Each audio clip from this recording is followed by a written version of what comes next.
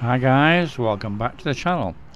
We're going to have a chat today about sponsoring a Thai girl, which is particularly relevant at the moment because of the lack of customers due to the lockdown.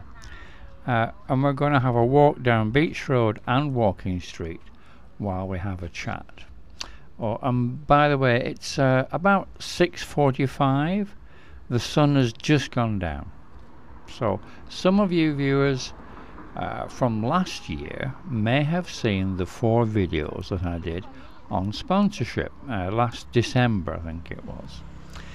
In case you missed them, I'll put the link to the first one up at the top of the picture now, so you can click on that and then run through the series. So what we're doing now is an update on the current situation regarding sponsorship. Now, the other day I was chatting to a girl who had chosen to stay in Pattaya since the lockdown started in April, and I asked her how she was managing financially with virtually no customers, and she said that she was mostly reliant upon her 2 sponsors, which she'd had for about 3 years or so before COVID started.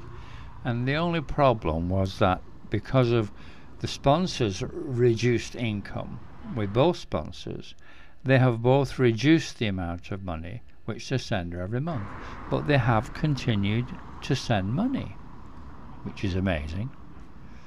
Now, in order to cut expenses, she said that she gave up the really nice room that she used to have before COVID, and now she and 3 other ladies all share one single room, which is 4,000 baht per month. So her rent and her electricity together is only about 1,200 baht, same for each of the other girls. And the other 3 girls are in the same boat as her with regard to sponsors, except they've got 1 sponsor each. So that's the situation with her, and they're all 4 of them are in Pattaya simply because they've got sponsors.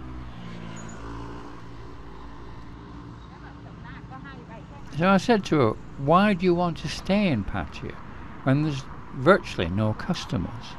Why not go home to Buriram? I mean, you would still have your sponsor money, they would still send the money, but you could live with your parents at your parents' home for free. I should add that she doesn't have any children, okay? So that's not a reason to go home. And she said she liked the Pattaya lifestyle too much, and she doesn't want to live in a village lifestyle like in the old days, where your parents wake you up at dawn and you have to start cooking for all the family at 6 o'clock in the morning, and then you're all eating before being dragged off by your parents to go work hard in the farm, in the fields, all day long until you're exhausted, and then go back home as it goes dark, leaving only time to cook and eat again before the whole family go to sleep about 8 o'clock in the evening. She just hates that existence. That's what she said. She's much happier living with her 4 friends in a room, lying on the mattress watching TV, playing on her phone all day, and then spending a couple of hours making herself look pretty before going out to buy some food about 6 p.m. And maybe go buy some cheap clothes at the market, whilst all the time looking for a possible customer around tree time. So that's the lifestyle of a sponsored girl here in Pattaya right now. It's nothing like it used to be before COVID, when many girls had several sponsors raking in a fortune from them, while also going out to iBar and taking customers from there as well. It's all changed, hasn't it, eh? All changed.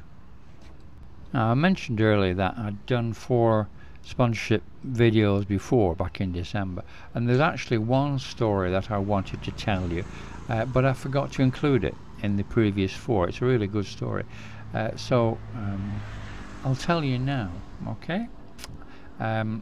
This involved a very good friend of mine, and a Walking Street go-go dancer from a gem of a club on Soy 15 on Walking Street, who I also know. Yeah. So the story starts back in 2017, when my American friend was seeing the go-go girl about once a week or so, or maybe every week or two, and she'd spend the night with him on a regular basis. But they both knew that it was only business and there was nothing else emotionally involved in any way. They both knew that, but they were just friends. They got on well. Anyway, my friend noticed that the girl was spending a lot of time on Tinder, you know, the dating app. And when he asked her about it, all she would say is, "I look big fish. I look big fish." That's all he could ever get out of her when he asked her about Tinder. Anyway, several months passed, and they were just like friends, and they're, you know, F-buddies, okay? That's what they were, really. But they got on well. Anyway, she trusted him, and she used to chat him, tell him things and everything. So a few months passed, and one day she said that she couldn't see my friend for a short while because she had a German customer from Tinder who was coming over, and he wanted to take her to Koh Samui, Samui Island, for a month. And she was really thought that was great. She was very happy about that. She'd never been to Samui. Apparently she found the guy on Tinder, and then she switched him to WhatsApp. So they'd been chatting for a couple of months. So she was quite, as I said, open with my friend and told him everything. And she said that she told the German guy that she was a university student in Bangkok. Obviously didn't tell him she was a go-go dancer in Pattaya. Yeah, I mean, how would he know? But this was believable, because even though she was 25 and had been working in a go-go and Walking Street for 5 years, so she really knew the score, she still looked about 20. And she had no tattoos at all, not a single one, because she was afraid of what her parents would say if she ever got a tattoo, so she never got one. So she could get away with the university student ploy.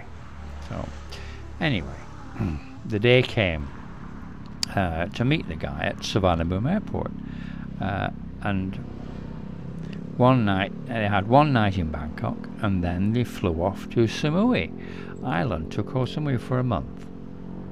So 4 weeks later, my friend got a message: "I'm back in Pattaya. You want to come see me, or I can come see you?"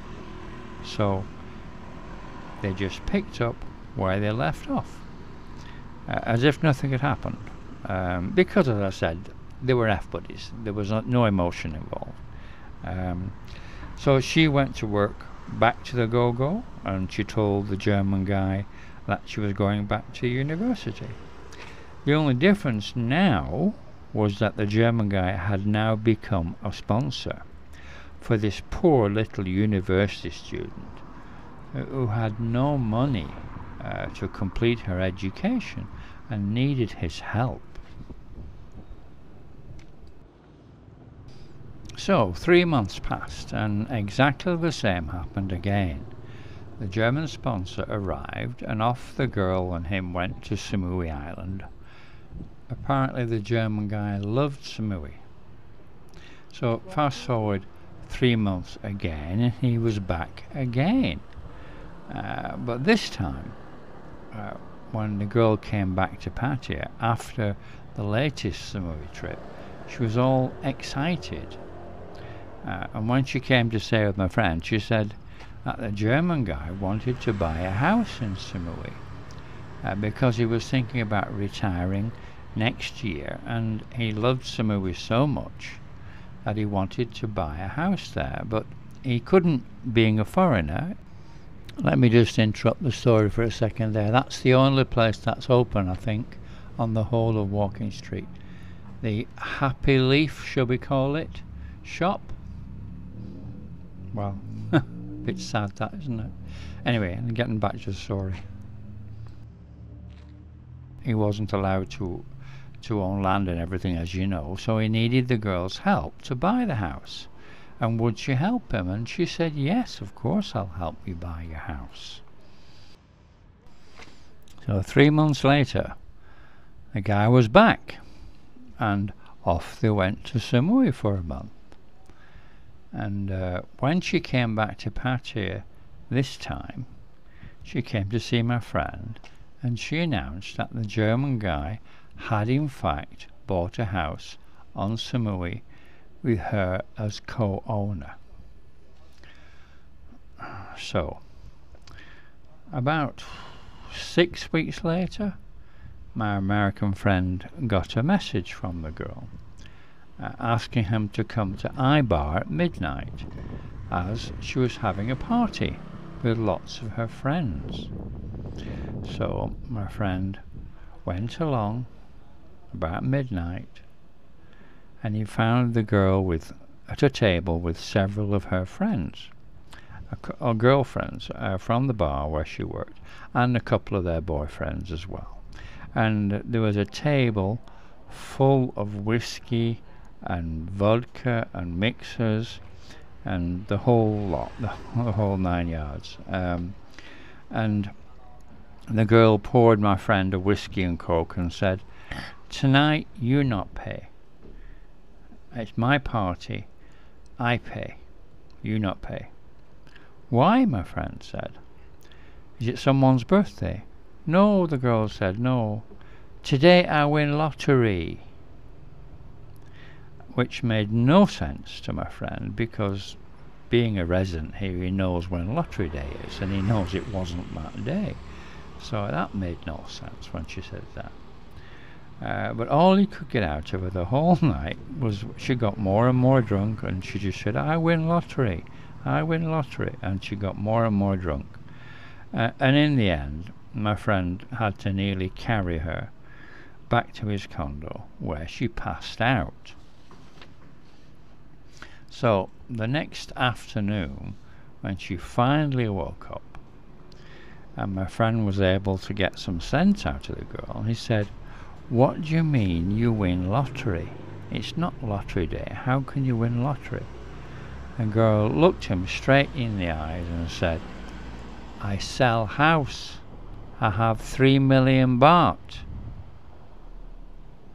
"What about the German guy?"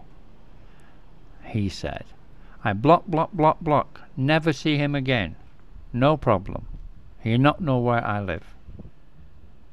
Then she took her phone and she opened Tinder and said, "Now I look for big fish number 2.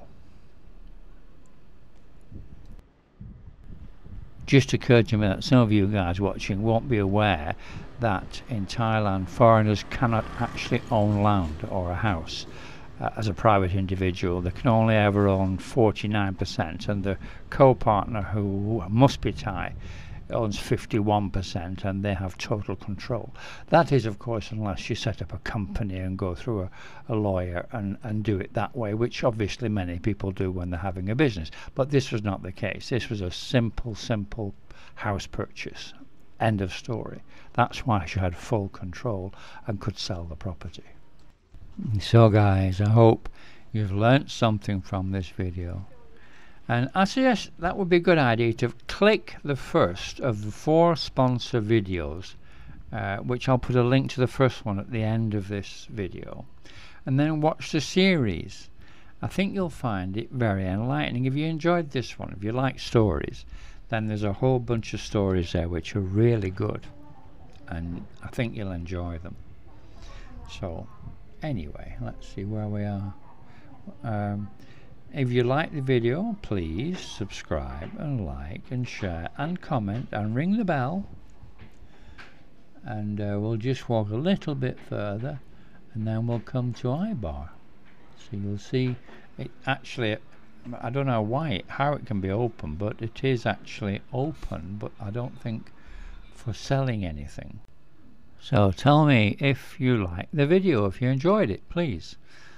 Okay, and thank you very much for watching, and I'll see you on the next video.